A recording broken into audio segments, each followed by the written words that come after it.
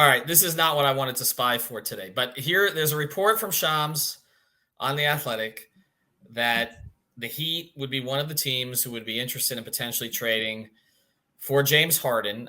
James Harden chose to opt into his contract, and now the Philadelphia 76ers are seeking a trade for him.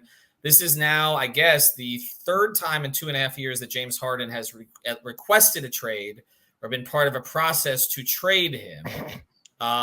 Which is actually probably more baskets than he scored in the fourth quarter of the deciding games over the course of his career. So let's just get to this concept here. Greg, do you think there's actual interest from the Heat? Because look, there was interest a couple of years ago. I mean, the reports that came out, we had to debunk because a lot of them were wrong, and the idea that they wouldn't include Hero for Harden and all that kind of stupidity that made it out there. These fables on Twitter. But I mean, they were interested. Like, it's not like they've never shown interest in James Harden. He did lead the league in assists last year too. I'm trying to look at some of the positives here. So there's a couple things here. One, there's been pretty strong indications that this move was made by James Harden to opt into that deal to facilitate a trade directly to the Los Angeles Clippers. So I think that's where we should start. As the day progressed and that news broke, you had Woj saying Clippers, and he threw the Knicks in there, which then Bobby Marks couldn't even make the math work on the show. Like, literally, he's up there. I felt bad for Bobby because the Knicks financially, to make that deal work, it was ridiculous. So their name kind of got thrown in that mix, and I don't understand how or why. And then you see Shams mentions who? The Clippers. But instead of saying the Knicks, he mentions the Heat. And so we ask, why would the Heat be interested? I guess you could say, from a talent perspective, to take on 1 year of James Harden, there is some reward versus risk to consider there.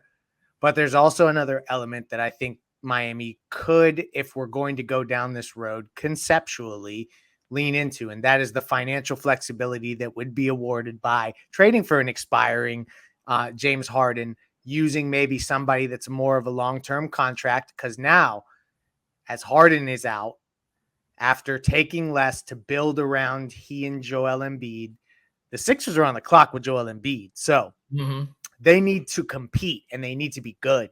So I don't know if the Heat would look at Harden and say, this is an opportunity for us to stay competitive with a really good player who could, maybe he can lean into that assist role even more, but maybe eat innings as a scorer throughout the regular season, that kind of stuff.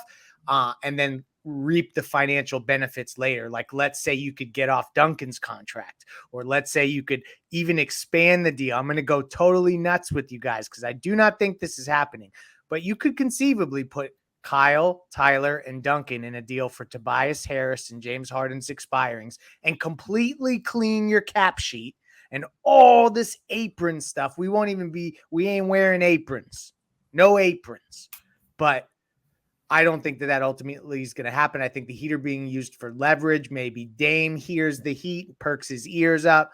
I think all indications are it's Clippers for, who are we talking about? James Harden, your James favorite. Harden, my favorite. Alex, I'll go to you on this then. That proposed deal, which would clean the tax situation, does it make the Heat a better basketball team? No. Let him answer. Because he's got that anti-Philly bias that you do, but you're putting me in a tough spot here. I have the anti-Harden bias. I mean, Harden and Harris for what? Lowry, Robinson, and Hero. The Hero part is where that's the line for me. It's totally hypothetical, by the way. Yeah, so we're clear. It would match very closely just salary wise. I don't know what else a deal like that would look like. Man, this is really tough because I don't want to talk good about those guys. But Harden and Tobias Harris are good players. I just don't know if putting Tyler in there as well is the right way to manage that asset. And I know that it's more than just assets, and we hate asset talk around here, but it feels kind of similar to what the Warriors and Wizards did with the Chris Paul for Jordan Poole trade. where, you know, you get the older player and, you know, you kind of do it to get off of a contract you gave to a young guy. And I think this one would be more of an upgrade thing than, you know, the Warriors got. I think the Warriors just got like a Chris Paul is still good, but I think Harden is playing at a higher level at this point.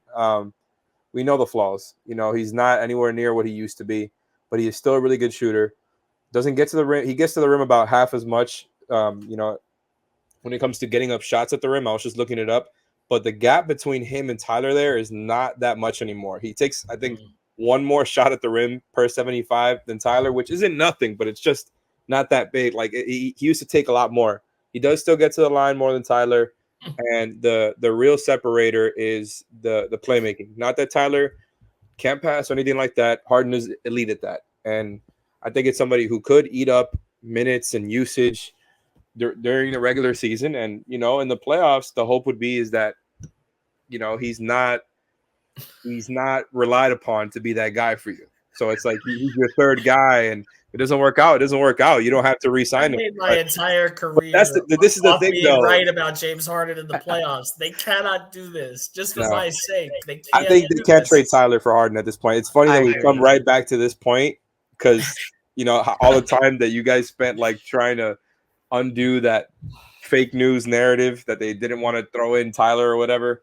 Now that's actually very valid. I think the contract is the only reason it's even palatable because, but if you trade Tyler like that, it was your third best player last season, right? Yeah. So if you trade Tyler, that's kind of the investment where like you almost have to pay Harden at that point, and he's going to be on a way bigger contract, and it's going to be towards his you know, late 30s. So I just think if there's a way for them to swap their contracts that doesn't include Tyler, maybe there's a world where I could see it, but I just would bet my money that this is not going to happen. I just want that first Jimmy Butler presser after they bring Tobias in, where you ask, is it still Tobias Harris over me? Brady, I'm biased, so I'm just going to acknowledge that I do not want to watch James Harden play basketball 82 times and then have to watch him in a potential Game 7 flailing about, shooting. What is it? I think he's almost at like 30% of his playoff games. He's shot 25% or less. I think I've monitored that. He's one of the worst big game players of supposed superstars in NBA history. With that being said, hey, James, welcome to the Heat.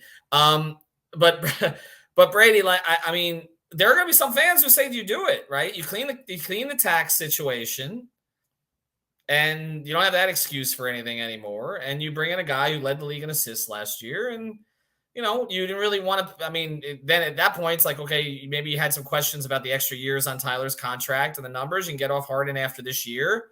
Tobias Harris is still productive. He's also another one who tends to kind of drift in certain games. But I mean, on paper, a starting lineup that includes Harden, Harris, Butler, Bam isn't awful in the East, right? With Gabe. I'm doing what I can. I'm bending over backwards here. I really am. Yeah, I don't think I'm making the case for that. I just, like Alex said, it's my line would be, I'm not giving up Tyler Hero and that type of deal. I know it's cap related, and I know there's different gymnastics to try to get to, but you're also restricting yourself from the asset talk that we don't want to talk about. Like, you're giving up the asset that's thrown in every single offseason, which, by the way, has dodged every single bullet that's been thrown at him. Like, every single superstar that's been thrown at him, he finds a way to walk his way into media day.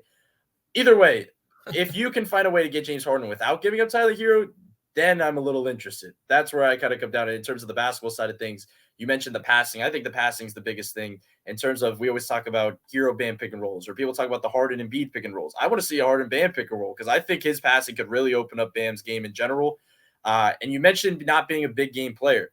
They have big game players. They need a regular season guy that's not going to land them in an 8 seed in the Eastern Conference and have to fight through a play-in. Like, maybe James Harden's the type of guy that could carry some of the load in the regular season, get them to a certain point, and then let Jimmy Butler and others kind of do their work in the playoffs, and he could play a different role. And I'm not mad at him going from Doc Rivers to Eric Spoelstra, and Eric Spoelstra finding ways to utilize him in different type of ways than he's been, and not just running pick and roll over and over. He would find different ways. So in that schematic type of way, I'm not mad at it. But in transactional ways, yeah, I'm not giving up. I wouldn't be talking about giving up Tyler Hero in this type of deal. But hey, if you're saying you can do the Kyle Lowry plus sweetener plus this asset, I don't see a reason why you wouldn't do it for a year. Bring PJ back while you're at it. What if it's Kyle and Caleb? Whole nother conversation. Kyle and oh God, I don't want to do this. All right, we're out.